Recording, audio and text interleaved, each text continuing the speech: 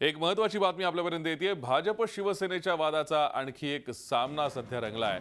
शिवसेनेचं मुखपत्र असलेल्या सामनावर 3 दिवस बंदी घालण्याची मागणी भाजपनं राज्य निवडणूक आयोगाकडे केली आहे। या संदर्भात भाजपनं पत्र दिलंय।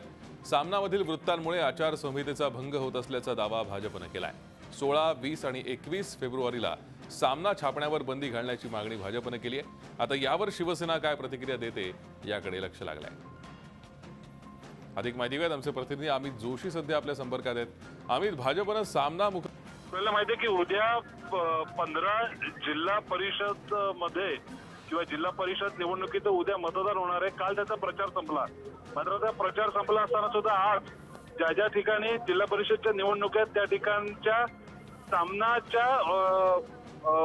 सामना वृत्तपत्रामध्ये एक प्रकारची टीका अर्थात भाजपवर करण्यात आली होती। तेव्हा मग प्रचार संपला असताना कशा प्रकारे असा प्रचार वर्तमानपत्राच्या माध्यमातून सुरू राहू शकतो असा मुद्दा भाजपाने उपस्थित केलाय। खास करून औरंगाबाद किंवा संभाजीनगर या ठिकाणी अशा प्रकारे जिल्हा परिषद जिल्ह्यामध्ये औरंगाबाद जिल्ह्यामध्ये सामना वृत्तपत्रातून भाजपवर टीका करण्यात आली आहे।